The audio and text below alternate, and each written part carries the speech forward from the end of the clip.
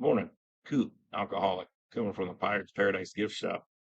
I'm going to read a little bit out of one of the stories in the back of the big book, starting on page 385. Just a small excerpt from the story, Me, an Alcoholic. I had absolute faith in science and only in science. Knowledge is power, I'd always been taught. Now I had to face up to the fact that knowledge of this sort, applied to my individual case, was not power. Science could take my mind apart expertly, but it just couldn't seem to put it back together again. I crawled back to my analyst, not so much because I had faith in him, but because I had nowhere else to turn. After talking with him for a time, I heard myself say, Doc, I think I'm an alcoholic. Yes, he said surprisingly, you are. Then why in God's name haven't you told me so during all these years? Two reasons, he said. First, I couldn't be sure. The line between a heavy drinker and an alcoholic is not always clear.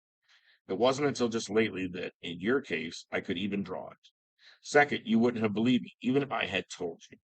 I had to admit to myself that he was right. Only through being beaten down by my own misery would I have ever accepted the term alcoholic as applied to myself. Now, however, I accepted it fully, acceptance again.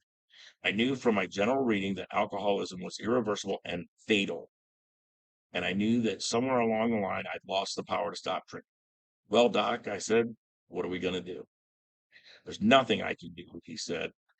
And nothing medicine can do. However, I've heard of an organization called Alcoholics Anonymous that has had some success with people like you. They make no guarantees and they are not always successful. But if you want to, you are free to try them. It might work. It might work.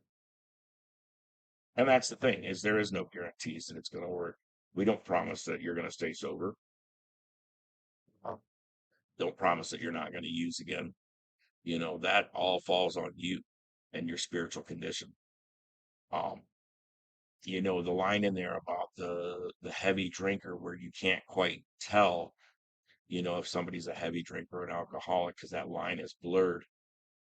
If you're there, if you're at that point in your addiction, whether it's drugs or alcohol, because addiction's addiction,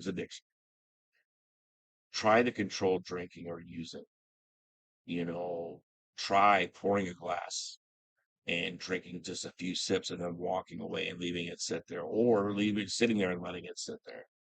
you know, Open a 12 pack and drink one beer and then let the rest sit and see how you do. If you find that when you are drinking, you cannot control yourself, or you can't control the amount of alcohol that you're going to take into your body, then you may be an alcoholic of the variety that I am. And that's in the chapter We the Agnostic. It talks about the controlled drinking and stuff. Um, but if you think that you're just a heavy drinker, try those things and see what happens. Try out a couple of meetings just to see, just dip your toe in and see. You may go to some meetings and you may hear your story. Countless times I've been to meetings and the person at the podium, man or woman, has told my story, damn near verbatim. And it's like, get out of my head. How do they know my story? And it's because we all have similar experience. You know, Doctors, psychiatrists, psychologists, therapists, for years they've tried to understand the alcoholic addict mind, and they just don't. They can, like it says in there, they can pick you apart, you know, piece by piece and take it all apart, but they just can't ever put it back together in a way that's going to allow you to control your drinking or your drugging. And that's what most of us seek is when we first come around the program is I just want to learn how to control my shit. I just want to fucking drink like everybody else and be able to pull it off. My problem is I can't. I want to be able to drug like everybody else, but I can't. You know, there's a guy that I work with that we joked one time about, me falling off the wagon because I had had a drunk treat. He told me, he was like, if you ever fall off the wagon, I want to go out with you. We're partying. And I told him he doesn't make enough money. And he laughed and because we make pretty decent money. And he laughed and was like, yeah, whatever. And I couldn't get him to understand that it doesn't matter how much money he makes. The small town that he lives in, there's not enough alcohol and there's not enough cocaine uh, in that town. Because if I start, when I put him to bed, and it's not saying I drink anybody under the table. It's not bragging. It's what I do. I drank for days on end. So then after I put him to bed, then what am I to do? And I'm just going to continue on self-destructively until I die, because I know beyond a shadow of a doubt, if I drink again, I will die. I don't have another recovery in me. I definitely have another drunk in me. So, the heavy drinker thing, doesn't apply to me. The problem drinker really doesn't apply. I'm a full-blown alcoholic, like they describe in the book. So if you're new and you're wondering, just try that. But like I said, try the meetings and just see if you don't hear your story, see if things don't apply to you. Just see if you relate to anything that the people say. Get a copy of the big book and read through it and see, does it apply to you?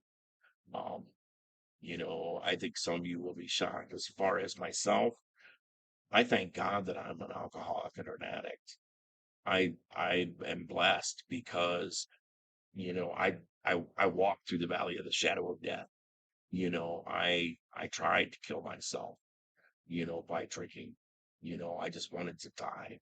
And I walked through that, and through the gift of my higher power, I came through the other side fairly unscathed. And now I get to live a life where I see what I was in the past, and I see the hell that I went through in the past and the hell that I created, because I created a lot of hell. But I get to look back on that, and I get to be, a productive member of society. I get to work with people and talk with people, and I am a better judge of people these days because I listen to the whole person and I get to know the whole person. And being an alcoholic in recovery has given me that gift.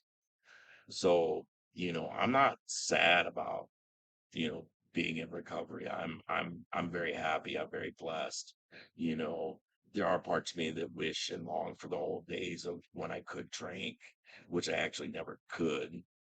Um, but those are fleeting thoughts, and I think it's human nature.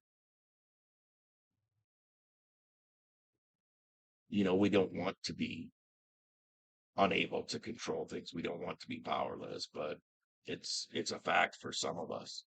So hopefully you guys all have a great day and stay sober if that's what you're looking to do. I love you all. Talk to you soon.